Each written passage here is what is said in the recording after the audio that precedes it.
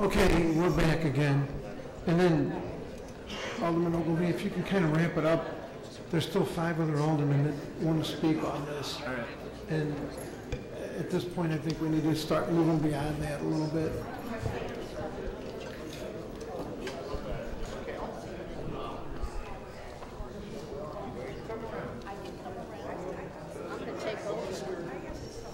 Okay, we're back. We back? You know, we're back, in, yes. Okay. So, Scott, Alderman Ogilvie, if you could ramp it up, I'd appreciate it. And if I can get everybody to take their seats, we're back going. Are you going to let the other side speak? Or only one side? They're good questions. Right now, it's just the alderman speaking. We have other aldermen that are going to speak. So, Well, it's not fair for the other side not to be here. well, Saturday is going to be a public meeting for. Today, Saturday's a the public chair. meeting. I don't- Alderman Ogilvie, can you ramp it up, please? Sure. Can I bring Mr. Payne up though? oh, absolutely. Um, Let the other side speak. I'd like to move on to the other aldermen and then come back if we have to. Just because I'm really trying to keep it under 10 minutes, and we've gone way beyond that. I would like different time, too. Well, you know, and I agree with that, but let me move on to some of the other aldermen and come back. So, Alderwoman Crusoe, and if you want to call Paul up or whoever you can, but I'm going to go down the list of the people sitting, and then we'll try to go back across. Well, I mean, for the sake of time, I've been trying to limit it to the 10 minutes, and I let him go way beyond that. He had a lot of good questions, but okay, Alderman Ogilvie, you got 3 minutes. All right. Alderman Kirsten is a class act as usual. If it's not too much trouble, can Mr. Payne come up?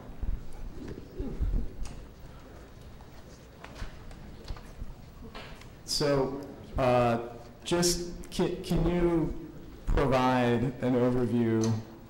I know some of us have heard this already, but an overview on both the debt and what the likely capital needs are at the convention center, the debt and likely capital needs and the existing dome, so that we're kind of familiar with this whole complex that's all related and what the city's ongoing financial obligation is to those facilities.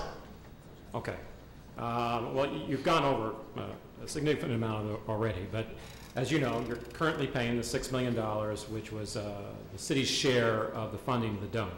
Now, the $6 million is actually $5 million for debt, $1 million for what we call asset preservation, which was for capital maintenance, and the county did the same, 5 and 1, and the state did the same, although it was 10 and 2. So you had about $4 million for asset preservation, and the rest is for debt service.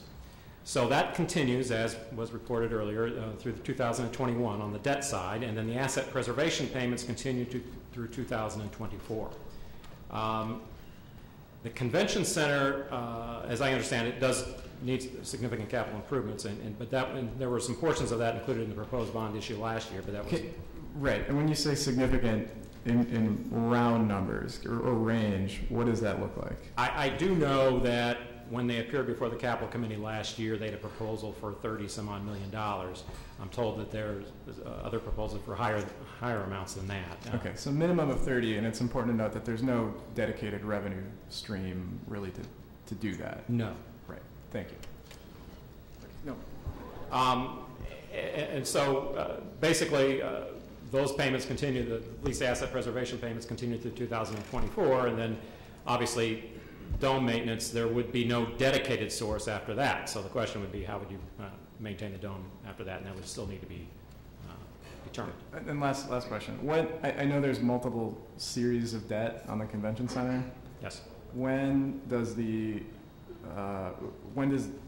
when does all of that expire, assuming we do nothing to refinance any of it? We are currently paying about $17 million a year in various series of debt, and each one, as they expire, it was structured to maintain that at a current level. So it's at least 20 years out, I believe. I haven't seen the total end, but I believe it's at least 20 years out. Right. So to summarize, and I think this is important for everybody to realize, we have 20 years of ongoing debt on the convention center. we have no, within that 20 years, we certainly have no additional revenue stream to pay for improvements that the CVC says we need that are a minimum of $30 million. And after 2024, we also have no revenue stream to pay for upkeep on the dome. And we own those facilities.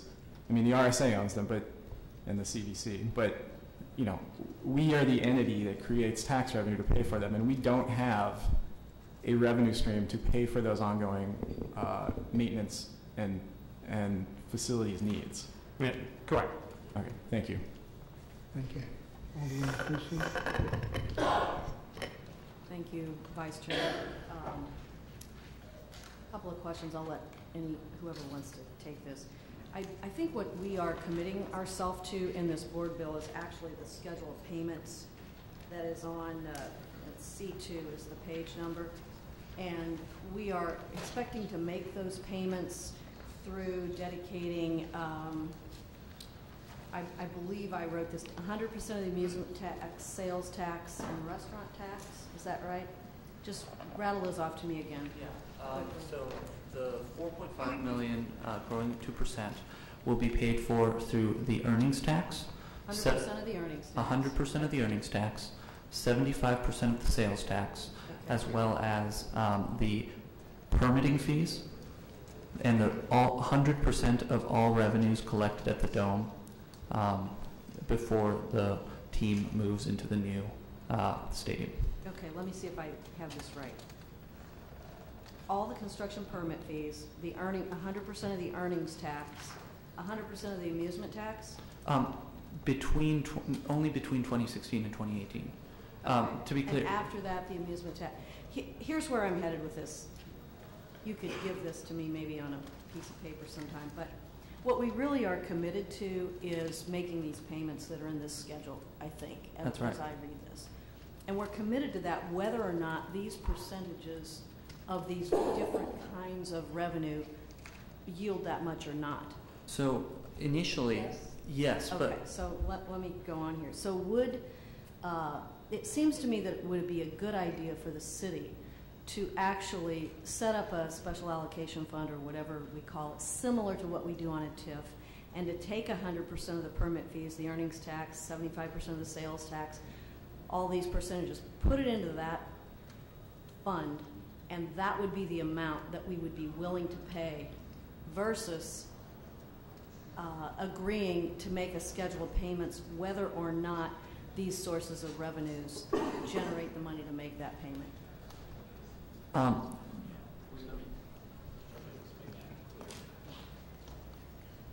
My understanding is we're committing to, I'll say what averages $6 million a year. So the continuation of the $6 million a year, I think it's 4.5 growing 2%, but I think that effectively is supposed to be the same thing. And the tax rebates are what they are. It shifts risk to the team. If the team doesn't generate the revenue, then the tax rebates are going to be lower for them. However, the city's still on the line for this schedule of payments here. It is the way I read it. Is that right or wrong?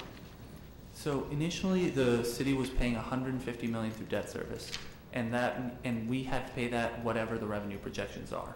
That's now been shifted to $75 million. And you're right, we are on the hook for that, whether the revenue projections come high or low. And where does the money for that come from? Doesn't it come yes. from the amusement tax, the sales tax, the construction permit fees? It comes from, if you turn to the page that breaks down the revenues, it's this one. Okay. My point really is not to sort of fuss about the numbers on a detailed level right now. My point is that what I think it would be a good idea for the city to agree to is to agree to what revenue streams we're going to use to make these payments, and if they aren't enough, well then we don't make that payment. So to be crystal clear, the revenue streams that we're using are the earnings tax, 75% of the sales tax, as well as the revenue collected between 2016 and 2018, which includes permitting fees and 100% of the revenue at the Dome. Okay. That we're using that for? to pay off that, the debt service that. Okay, and what if those aren't enough to pay off the debt That's right. service? In fact, something to be very clear, to be perfectly honest, and we've clarified this, we expect there to be a $20 million shortfall. There's a gap. These revenues aren't enough to make They're these not. payments. And that's why it's, that money's gonna, that Yes. difference is gonna come from, the existing budgetary allocation to debt service. Because currently, right now, we pay $6 million. just $2 million. Exactly. And Okay. if you just extend that and you don't take money from it, Continue to take $2 million out of general revenue, provided the estimates for earnings tax, et cetera, are what you think they will be. that's right. And So a conversely, different way of looking at this would be to say, okay, we're going to continue to take $2 million out of revenue, and we're going to get these other sources, and whatever those add up to is what we will pay.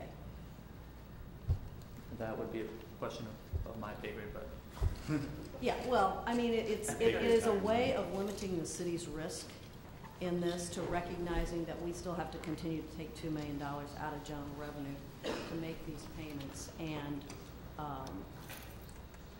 you know, Those it's would like be- a TIF. Those would be revenue bonds versus GO bonds, correct? I think. I mean, I know better than I do. well, you're essentially Yeah. proposing. Yeah, because you're going to get a lot of the interest leakage on that, which A lot of what? I would think if they become revenue bonds, you're going to see a lot of interest leakage or coverage that's going to have to be added. You won't generate the same amount, so it'll put us in a shortfall in the project, Okay. even at the same numbers. All right, we don't have to solve this today. I think Right. this I is- get your point, though. this is, I think worth thinking I see your about. point, right, exactly. I see your point. And then, are the Rams going to continue to practice in Earth City? Or whatever the name of the team is? Right now, I think yes. I think can something different be contemplated in the future? I think yes, but right now they are. That's where the practice facility is. And so they don't pay earnings tax or anything like that, I guess it would just be earnings tax on the payroll, earnings and payroll tax on the payroll that's being paid while they practice in Earth City, correct? I mean, Correct. My understanding is the way the city collects those taxes, it is, because there's 10 events in the city, 10 of like 365. That is different than the way the state collects it. The state actually collects a larger percentage. Okay, thank you. No further questions. Thank you, Alderwoman Davis. We got a chair here for you. Yeah. We have our hot seat for all our special guests.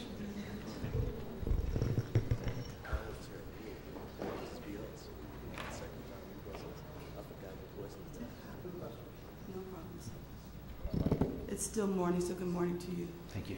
Good morning.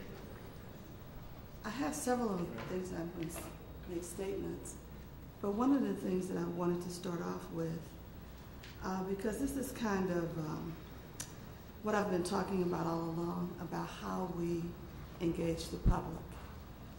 You've heard the questions from the finance statement today, and I pray that before Saturday, you will simplify your presentation. To me, that's critical for people to be able to understand it. I want the average person to be able to understand this. It is not as complicated as it was presented today. And I'm going to carry on to my next statement, because under no circumstances will the current or future funding for the city's contributions be there if there is not a team or a stadium built. So that's real clear, and we need to make it just that clear, that we're not creating a new tax fund to take money away from anything else. We need to make sure that we make it real clear. I mean, explain it, simplify.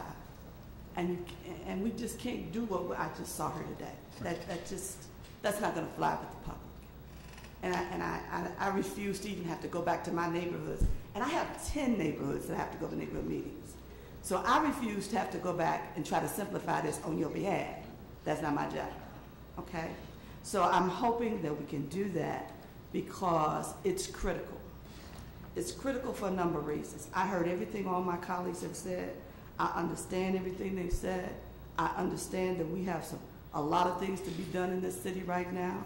There are many ways for us to get it done. Whether we build this stadium or not, it's still not going to solve some of those problems until we decide that we're going to do business different and better. So I'm not going to take that and put it on display right now. But what I want you to explain to me a little bit more is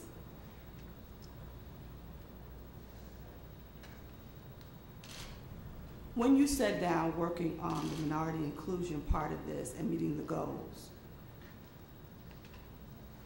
did you actually have a chance to look at how many times we haven't met the goals? Did you all have a chance to look at that data? I'll let you. Let me be real clear on minority inclusion. So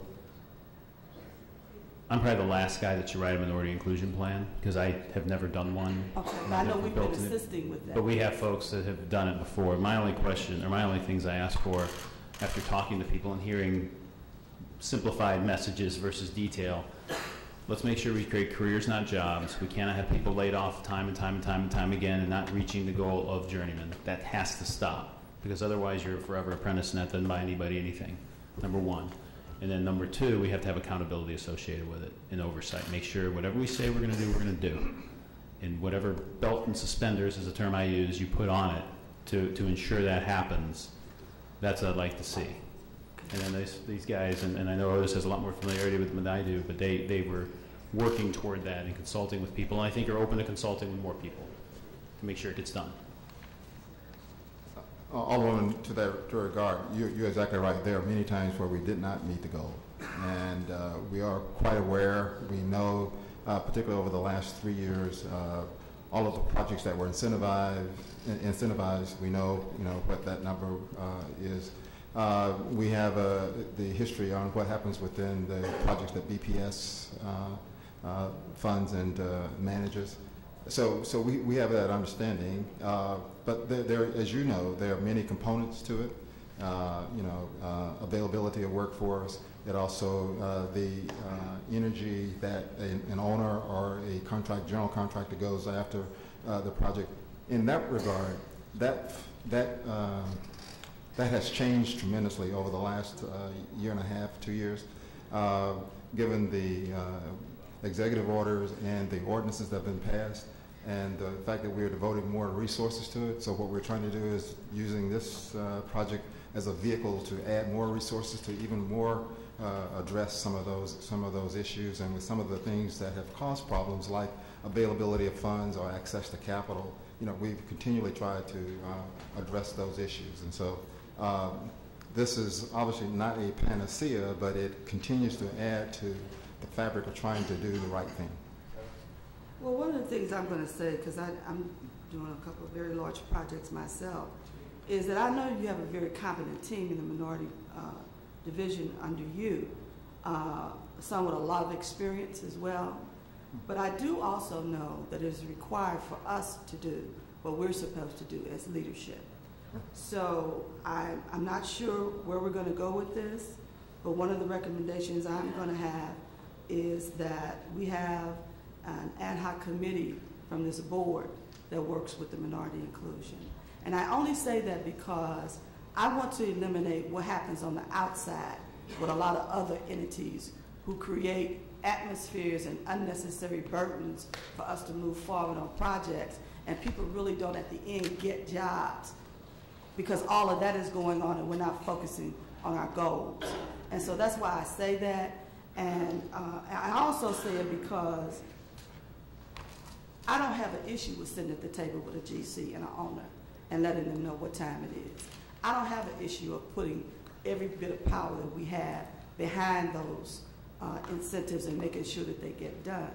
And so, but what I don't want to see, I don't want to see what I've seen in the past with so many unnecessary actions going on that create an obstacle for the people who really need these jobs and for the subcontractors who could perform these jobs and perform them well.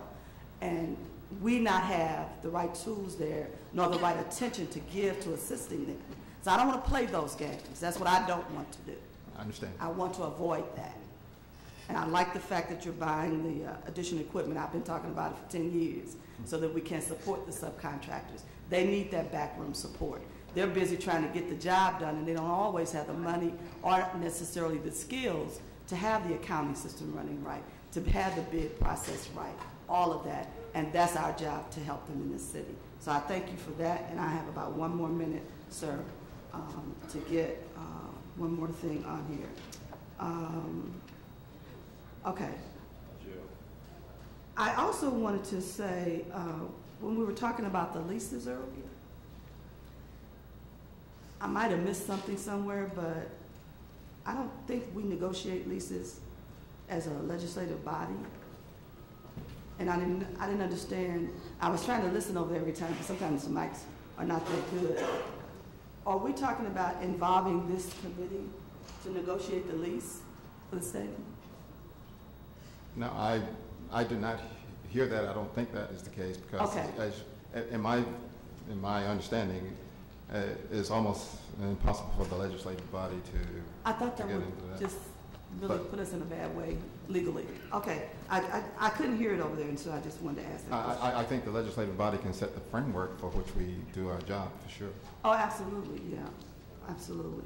Also, I want to get back a little bit to, towards the end, you finally got to the point of this whole financing package that we needed to recognize, because our comptroller has been saying all along that the numbers weren't exactly what we had talked about earlier. But now you are pretty much exactly where she was on her on the document that she sent us. And I understand a lot of things. I understand a lot of things when it comes to interest rates, the face of something, all of that. But I want to make sure that you're okay with her, because at the end of the day, she's the one. She watches our money and she takes care of us. I met the comptroller 2 months ago for the first time, and we had, or maybe it's a little bit longer, 2.5, and we went through an idea. Mm-hmm. That idea got leaked. It was not what we thought we might propose. We said, look, we're trying to get to X. This is one way to get there. Mm-hmm. We knew it had a burden to it. She made comments on it. We've adjusted our plan. I think we're okay with her. And I don't have an issue with the comptroller at all. Oh, no, in fact, she's had an issue. I meant the numbers. Or you I know that the people are working with her and going through detail, and I know that she's had a financial advisor reach out to the banker that's working with us, who's got this stadium experience, and I know that is all going on. So I'm assuming that if she doesn't have full clarity on it, she will, or she's in the process of getting it. Can I just make a suggestion to you? Yes. Even if none of us voted yes on this, you really need to have her be one who voices that she acknowledges the numbers. And because I'm going to put a little politics on the table, and I normally don't. She's the highest vote getter in this entire city of St. Louis on a regular basis. Okay? I know for 5 elections, she was the #1 vote getter. The people all over this city trust her. And so I want to make sure that you all are communicating on a regular basis. She could also help you prepare a more simple presentation of the numbers, because she does it on a regular basis for us. And I think that's kind of important. It really is. And my last thing is a comment that, and I've kept all of the responses I've gotten from the community at large as well as in my ward, and I'm right at 90% of my constituency telling me to support this project. And even if we were to have a vote by the citizens, I believe that's pretty much where it's going to end up at. But I do know that they told me, I voted for you to go down there and listen to all that and figure it out and vote on my behalf. So they're not asking to have a vote out of my district. But I really do want to make sure that we get it right as close as we can, that we continue to have the strong oversight for minority participation in-house. And I totally agree with the questions that were asked by Alderwoman Cruzen, and looking at the numbers and everything and how they're presented as well. and have a better understanding that the citizens here want the best for this city, but they want to be able to understand it in order to support it. Thank you. Thank you very much. Thank you. The Alderwoman Ingracias. And again, if we can keep it somewhat limited, so we I'm going get to be here through- for a while. I'm just giving I hope- you Joe. Thank you, Mr. Chairman, members of the committee. Thanks for being here, Mr. Peacock. I just have a couple of quick questions. The first is, are you familiar with property assessed clean energy bonds? No. Okay. It's my understanding. We are. I don't think he is, but... Is there someone who can address questions about that for me? No one that can address the financial piece of that, but the concept, because the Property Assessed Clean Energy program is under our Clean Energy Development Board. We do that in financing of projects throughout the city here just recently, just been available now for the last couple of years, so we're familiar with that. Okay. Is there any reason PACE bonds were not a part of the financial proposal for this? We have looked at all vehicles to include PACE. You know, at the end of the day, it is about how the funds are accounted for and how they can be financed. So we have had that discussion, particularly with the folks who are working with us in the Clean Energy Development Board. So in our working with our financial analysts, it was determined that it was probably better if we looked at it the traditional way, in the sense that what we have is an open air stadium, and essentially what we get in financing PACE project is how and where are the savings, and how you quantify that over the long term. Okay. So, I mean, PACE funding can include lighting, HVAC, water systems, automated controls, solar, PV solar. Right. So that's not something, having a green sustainable stadium is not something of interest. No, but to the we city. are working toward, I mean, this particular stadium will do that. I mean, be built to a green standard for sure. Which green standard is that? So I didn't know you were asking about PACE. You used the full word, but I have heard of PACE. And I've asked the same question, actually about a month and a half ago. Because we will be LEED silver, if not gold, and we're working toward gold, which is challenging with the stadium. And we are also in discussions with Ameren about solar, because we've got some open space and potentially a covering over the garage that could generate some significant solar energy. My understanding, and again, if Otis isn't an expert, I don't want to describe what I am on PACE. It ties to savings, but I don't. Correct. The bonds get paid back through the cost savings on the sustainable infrastructure. Right. So I guess you have to determine a baseline of what it would have been in the new building, what it would have been without those investments. So that I think is an interesting idea. I've raised it about 6 weeks ago when I first learned about PACE.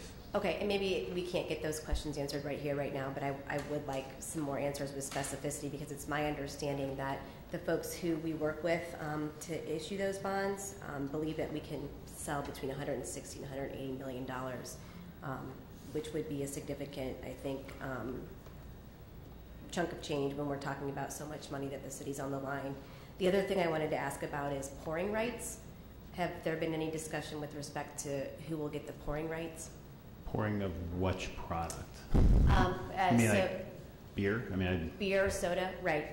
No. Okay. Not yet. It's my understanding, based on my research and talking to some economists who specialize in this area, that that could be worth up to about $100 million over the course of this lease. And typically that would go back somehow into the maintenance of a stadium. It can, and it's soda, I know a little bit about beer. Alcohol's illegal. In alcohol, you can't pay for pouring rights. It's illegal, but in non-alcoholic beverages, you can. And in new stadiums, either you take money up front, you sometimes take capital to actually put the stuff in that you're using to pour it, and then there's a certain price charged from there. We even obviously are receiving benefit from the food and beverage taxes, but I think that may be one as we get further down the road that could be interesting. The soft drink. It won't be, I don't know if it'd be 100 million. I mean, I think in New York and some place like that, it's been that big. I think ours is going to be much smaller if it were something up front. Okay, and then the last thing I wanted to ask about is if we lose the Rams, how long do you think it would take for us to negotiate terms with a new team that we might get here? Like, when would they start playing? I don't know. So, You know how long it typically takes to negotiate? well, here's what I'd say, and we just left the NFL offices last night, and we were pretty clear that about the difficult position we're in with not having someone to negotiate with, but that we want a constant NFL presence in our city. We are not building a stadium and hoping someone comes. This is all conditional.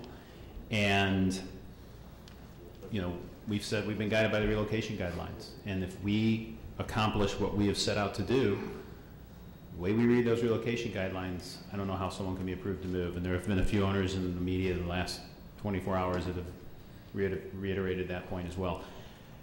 I don't want to see us get in a position where we're trying to court a team down the road, because I think that's where we were in 1993 to 95, and we ended up making some bad mistakes and bad decisions. We can obviously control that, but my belief is that you have a game or a team now, and you want to keep that team, and you have a chip when you have a team. So the problem you have is the NFL is the NFL, and they're going to have to make their decisions. We're just doing everything we can to make it so that those relocation guidelines have been addressed.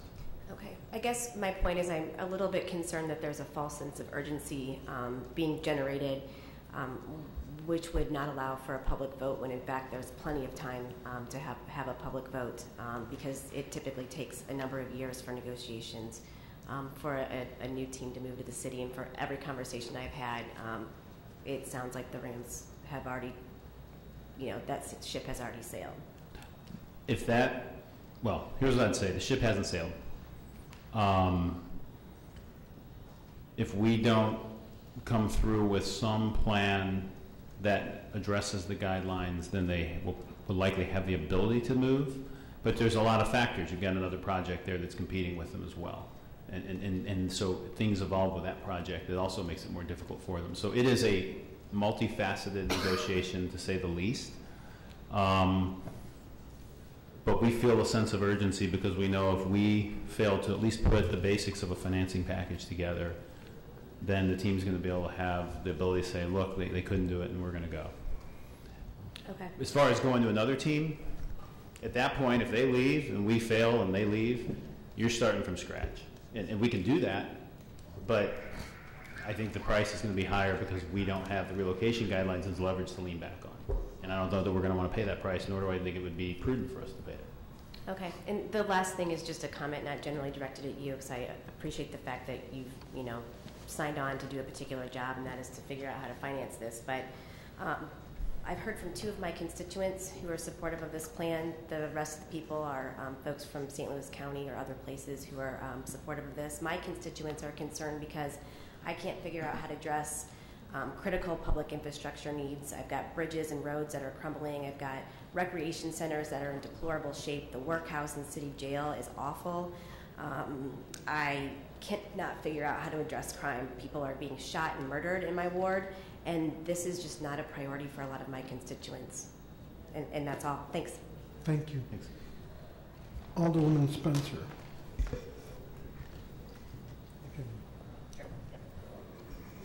And if you can keep it. Thank you, Mr. Chairman. Thank you, Mr. Peacock, for being here today. So I want to go, my first question, I guess, relates to slide number 3 from the presentation here, the summary of the project funding. So we have here $130 million, 85.4% of the project would be, of our portion, would be funded by tax revenues generated directly by the stadium. And it lists here the amusement tax. I'm still very confused on this, by the way. Amusement tax, sales tax, earnings tax, etc. Can we have this line? This is a very exact figure, 130.3 million, so I'm assuming that we have this line itemed out as far as what the city is contributing by each of these? Yes, we can share and actually discuss with you a model that we have, and we can show you how those totals come to mind. That would be great if we could see, what part goes to the stadium, what, if any, the city projects. And maybe I should comment. For anybody who wants to delve into any number, we'd be happy to sit down with you, toggle and any variable that you'd like and be able to show you what the outcome, so do what I call the what if. And we've offered this to many people, and some have accepted, but we're available to share. I think that would be really helpful to Alderwoman Davis's point, to simplify this, to help us be able to explain this to our constituency would be very, very helpful. With that, earlier it was stated that we have the rebate, with regard to the rebate, earnings tax rebate of around $6 million, or excuse me, the earnings tax was projected to be around $6 million. Is that correct? We're keeping the earnings tax. Okay. That's over 30 years, though. Yes. We're keeping the entirety of the earnings tax, and what is that $6 million, that figure, what is that going in to calculate? That $6 million goes towards the city's commitment. So, I'm sorry, so we are committing $6 million a year in earnings tax? No, $6 million over the course, through 2051, we are committing $6 million in today's dollars from earnings tax. From earnings tax. Generated, that would not be available without a team. Okay, so at roughly, earnings tax is 1%. I'm assuming that's including payroll tax, so that's right. Looking at a total payroll of $400 million. We're assuming that the stadium is generating. No. So first off, the figures that we have for earnings tax come directly from the budget director. We collect currently $271,000 in earnings tax thanks to the Rams being here in St. Louis. That comes from the players, first of all. Though we don't collect the taxes on their practice days, we do collect them on the game days. Furthermore, it comes from the 2,600 people, actually it's a bit less on the current stadium, who work in the stadium, as well as the full-time jobs operating the stadium. And that all sums up to $271,000. Then we project that would grow at the rate of inflation. So we're using that figure to assume, okay, that's what's going in to calculate that. So we are pledging 100% of the earnings tax then to pay for the stadium, is that correct? That's towards the debt service, yes. Okay. We also, along the same lines, we were projecting the the Rams revenue annual growth. We said the NFL average was 4%, and we reduced that to 2% for St. Louis. What is the current annual growth here in St. Louis? Is that a reasonable assumption? Well, what we did was to go back and track historically what the attendance has been since the Rams have been here. And so we know the good years and bad years. And so what Noel did was to basically look at that. And we used essentially came to a round number that was sort of the average. Okay. And what I'll also point out is that 4.1% number that the NFL historically grows at, that's an average. And St. Louis is historically an average NFL market. Okay. Can we talk about ticket prices real quick? We talked about them going up by 50% earlier. What are the current ticket pricing? What is that? $72.71. Is that the average price? It was $73.86 last year, $72.71. What is the lowest ticket price? I don't know. Yeah, I don't know. We were talking about the ticket price doesn't go up 50%, the ticket revenue. Okay. One of the things, that I get from the ward I represent is that most of the constituents I represent are expressing to me that they can't afford a ticket. And so this is very frustrating for them to hear, the talk about the stadium when they can't currently afford to go to a game. And is there any recognition of what percentage of our city residents are unable to afford to even attend a game or use a stadium in any way, shape, or form? I think it should be part of the dialogue because it's so much of what I'm hearing from my constituency. Is what I'm pointing out. I understand, and that's I would assume that's in every NFL city. I don't think St. Louis is unique in that regard. I know that pretty much for a fact. In fact, our pricing is lower than the average. And I think part of it is to attract commerce downtown. These are a lot of people coming from outside, which is not a bad thing if you get people coming from who are not living in the city to come in and spend money in the city. But on the same token, if we're going to be pledging $2 million a year of our general revenue to subsidize something that is largely serving people from outside the city boundaries, it's a tough sell for the city residents to fund that. Just pointing out kind of the feedback I'm getting from my residents and the folks that elected me. One thing that has kind of been missing here, it's my understanding, of course it's from media, and I don't have any direct data on this, but it's my understanding that we have spent over $10 million so far in this proposal process. Can you talk a little about what we've spent so far? And we've gotten down to some pretty granular figures over here. Where that 10, 15, 20 million that we've been spending, through HOK and other resources, where that figures into this debt and who's paying for that? So that 11 million to HOK and a little over $1 million in bond or options on land assemblage. Mm-hmm. That is RSA funds that were in their expense fund as a byproduct of bond reissuing bonds over time and refinancing bonds and realizing savings from that process. So they had those funds on hand. Oh, that's been funds on hand already spent? The money that they're spending have been funds on hand that the RSA had, and those funds came from the refinancing of bonds and savings that they were able to achieve. So the RSA had cash on hand, but we were still taking $2 million a year out of St. Louis City general revenue funds to pay for the current dome. I'm not a finance expert. I'm just a little bit confused. St. Louis had agreed back in 1993 or 4, whatever it was, to $6 million payment per year. So that's what funds the dome from St. Louis's perspective. Okay.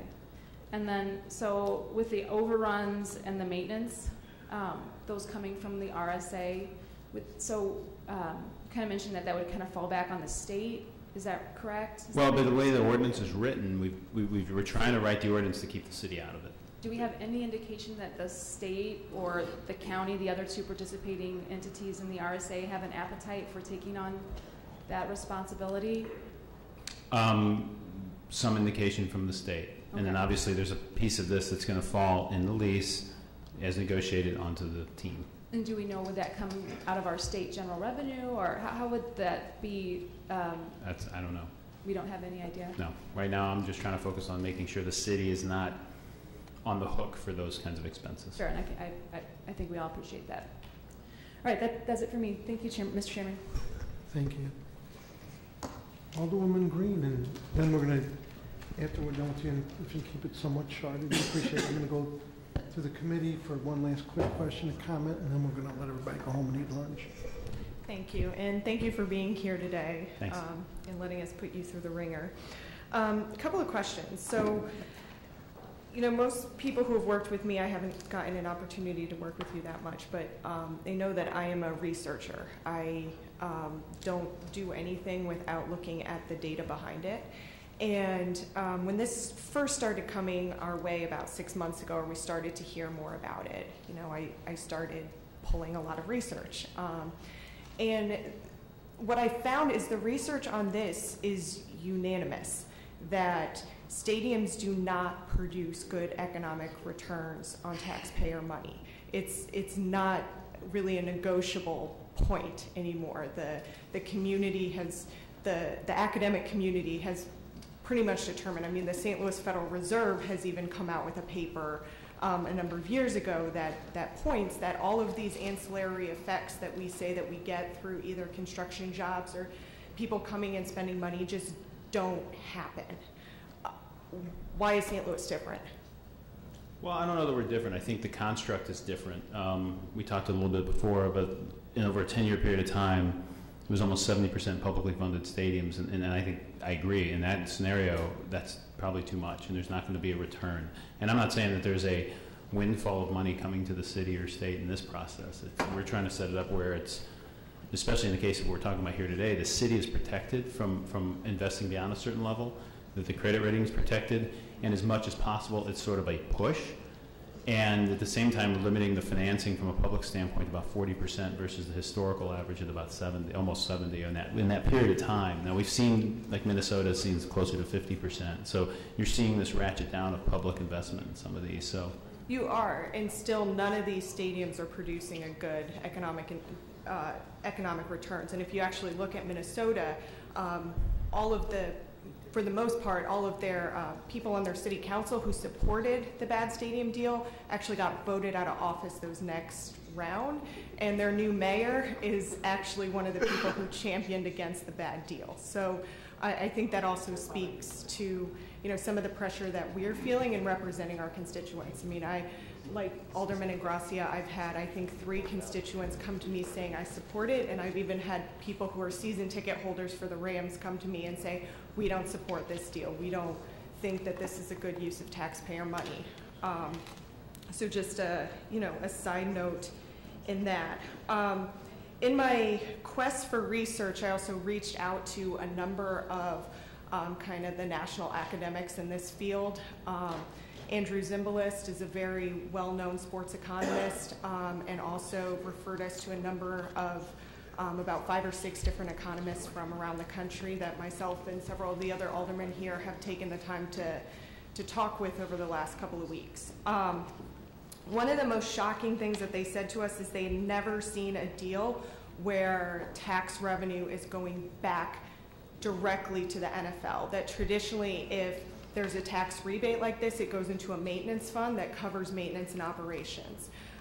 So what is the rationale here that we should do a financing deal that has not been replicated in any other place? First, New Orleans actually has a similar construct as what we have, and actually, I believe the baseball field park here in St. Louis, the entertainment tax was abated. Second, what most public entities do is just they bond out against general obligation. We didn't want to do that because we thought it put too much debt pressure on the city, so we reduced that obligation and put the rest in a rebate that will go up and down based on performance of the team, which effectively shifts half of the financial commitment of the city onto the team as a risk. So what most public entities do, including Minnesota, is they actually commit to the money up front. If the city wanted to do that, that'd be great. It'd make our discussions with the NFL a lot easier. But we wanted to do something different that actually put the city in a position where they had less risk. So then, you know, the next phase of that question really is, you know, what, actually I'm going to back up for a second on that. So if this is kind of a non-traditional deal, and you know, one of the other glaring problems in this deal is what if this does perform? There's no cap on those rebates, so we could be potentially paying the NFL out more than they actually invested in this. Can you speak to the reason there's no cap on those taxes? No, I mean, the city will realize they're 36%, the lift on that percentage, and depending on what the makeup of that is, because you're giving away, you know, it's some 100% of some taxes and 75 or 25% of whatever it is on sales taxes. The majority of it, I would think, would be sales tax, and that is more evenly split over the course. So I think the city would actually get a little bit more of a lift, and you'd see that 64-36 shift a little bit. While the whole tide goes up, you'd see it shift some if there was over delivery. So you don't have any problem with the NFL making more money than they put into this off the taxpayers' back? I don't know as far as what you mean, the NFL making more money than they put into this. The NFL and the team would be committing $450 the way we're calculating it, and the city's $150, so they're actually 3-to-1 relative to us right now. So but what we're saying is if those tax revenues, if that tax rebate ends up being in excess of what they have contributed to the project, they would be making money on I mean, it's a fairly tight band. I don't understand the economics of I would be amazed. There's no way it would overperform to where they would actually pay back their $450 million. So underperformance is much more likely than overperformance. No, you can get overperformance, but not to the degree of $450 million. Okay. Yeah. So then another question. So my point being is it's probably underperformance and overperformance are fairly marginal lines, I would think. Are you familiar with President Obama's stance on public bonds going to private projects like this? I have not spoken to him about Okay, that. so Obama actually earlier this year, a simple Google search will tell you this. Earlier this year, he called for these types of bonds to be taken out of his proposed budget and trying to do an executive order because the intent is these types of bonds were never intended to be used to fund private projects. They are intended for public works projects that are for the good of the public, not for a select few who happen to be able to afford tickets. So I just want to make sure you are prepared for that. That did not get in this year's budget, but as we go forward, that is a very strong possibility. And it's important to know about all of these things, because we're at a place where we're actually going against what the President of the United States is championing at the moment. So I just want to make sure that's part of the record. What have your conversations been with the state? And I mean the General Assembly in particular. We have left most of the discussions with the state in the legislature to the governor's office and the governor's staff. Do you anticipate any negative consequences as a result of leaving the General Assembly largely out of this process? I, again, as a volunteer, can only do so much, so we've had to leave that onto the governor's office. I don't know how much they have interacted with them or not.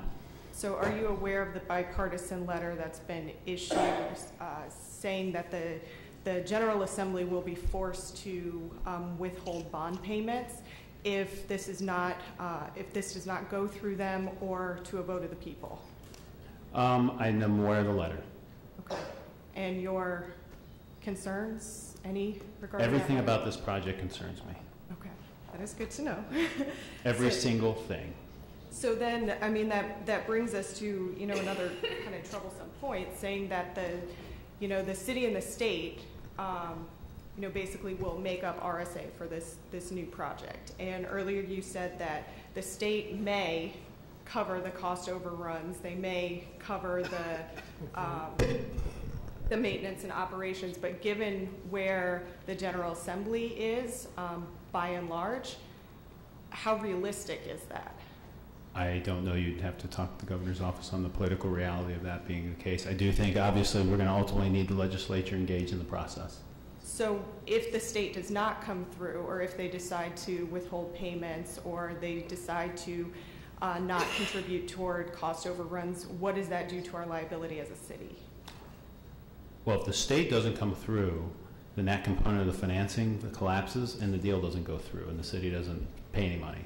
We have the problem, though, where we could pass this, and the agreement says that the General Assembly shall notify by July 15th of each fiscal year if they intend to withhold payments. So we could pass this, we could have a deal in place, and then July 15th comes next year and they decide to withhold payments. What happens?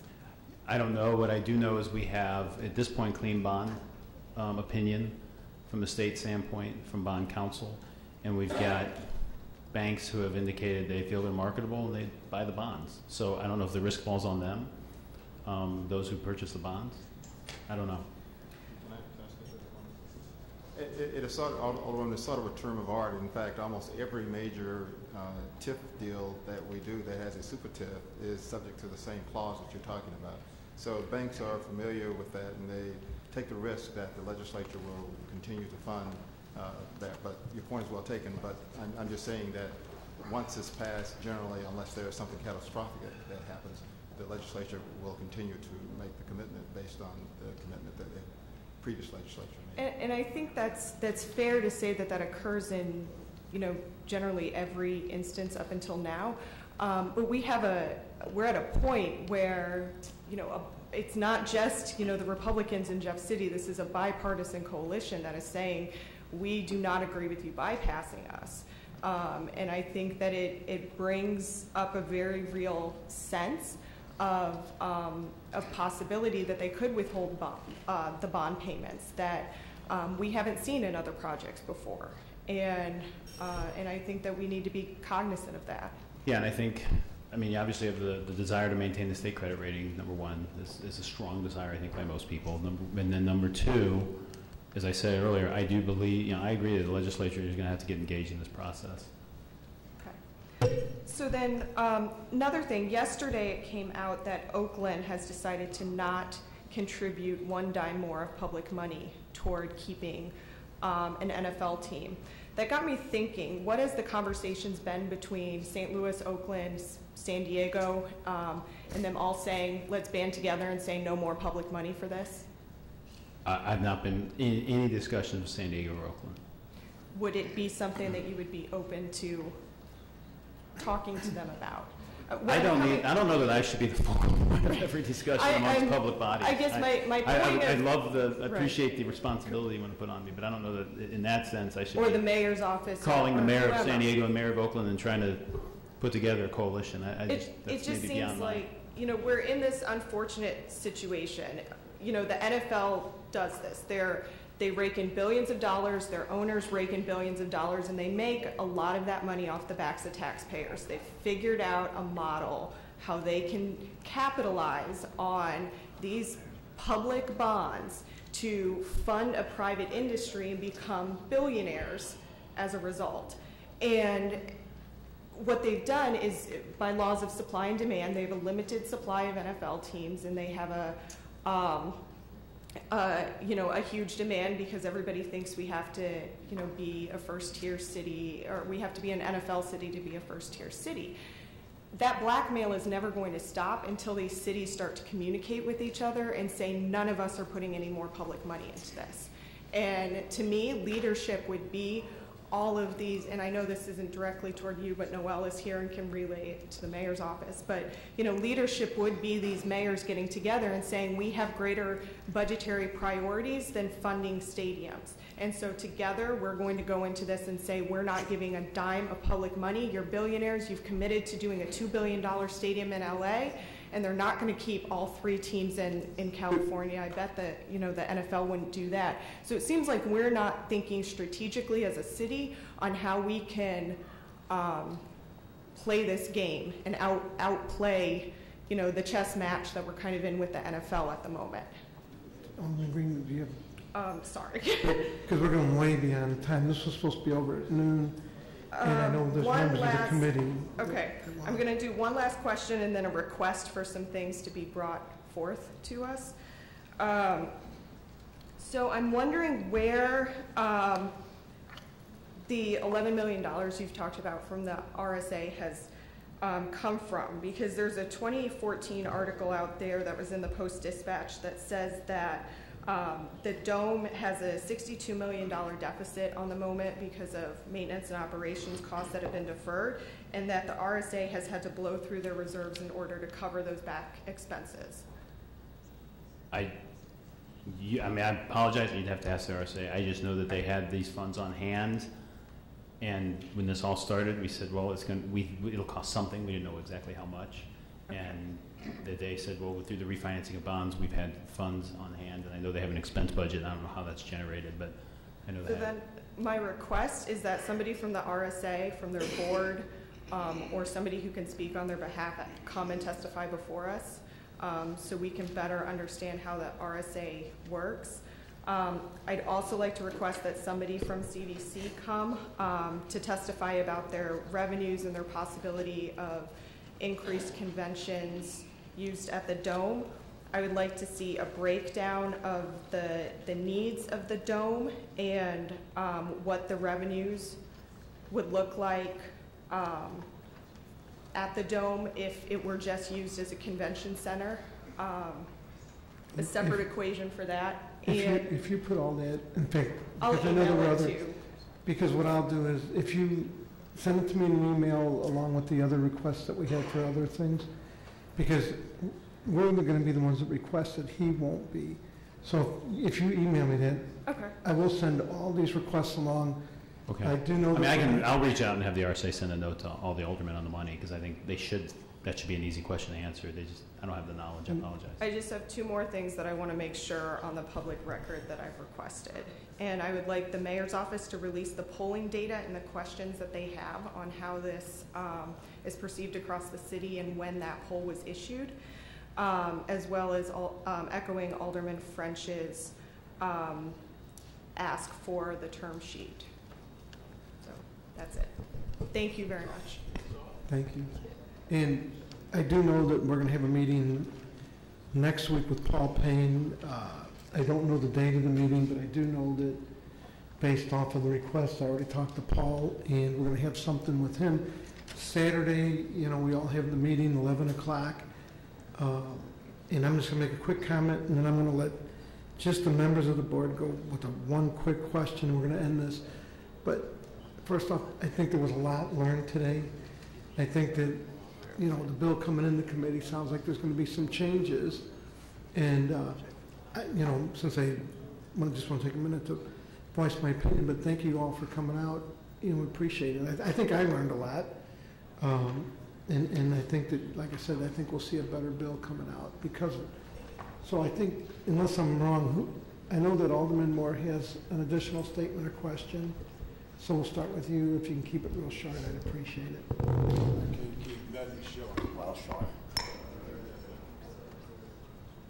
Of these 3,500 jobs, how many jobs are transferred from the dome to the new stadium? How many actual new jobs will that be? So the construction jobs are all new. And then it's 2,600 game day, and I can't remember what the number is for the existing. It's less. For permanent, it's like 51. Full-time equivalent, 51, but for game day and temporary seasonal is 26, almost 2,700. That's the new. And then you're asking what's the increase, because that's what new stadium is. How many new jobs, not transferred? Yeah. Additional jobs. We'll have to come back with an answer because I don't know. We need the CVC to let us know what the number of current jobs is. I know it's an increase. It may be a few hundred temporary jobs and a few permanent. How much money has been spent so far on this project to get to where we are today? About 12 million. Most of it with design. How much? About 12 million? Yes, sir. And are we privileged to know how many people are on that payroll and who's getting what pay for what they're doing? Yes, sir. That is all. Well, that's what we'll put together with the RSA. I will ask. I'll take that on and just go back and have them send you guys. Are them lobbyists or they're just a full array of individuals? It's most of it is with HOK. They're based in St. Louis, the design firm. There's a little bit of geotechnical. There's a little bit of environmental assessment. You know, things like that. And then there's money coming from. That is the money that we talked about with the RSA. That is the expense fund they've had as a byproduct of, and my understanding is refinancing the bonds over time. They've seen savings. Well, they look good in my ward. Thank you. Thank you. Any other members of the board? Quick question, yes, Alderman French. I can ask a follow-up question to Alderman Moore's question. So about the approximately, at least from the last article I saw, it was about $11.5 million you guys have spent so far. I believe there's some language in the state statute that requires a certain amount of minority participation in spending. Have you spent 25% of that $11.5 million with minority firms?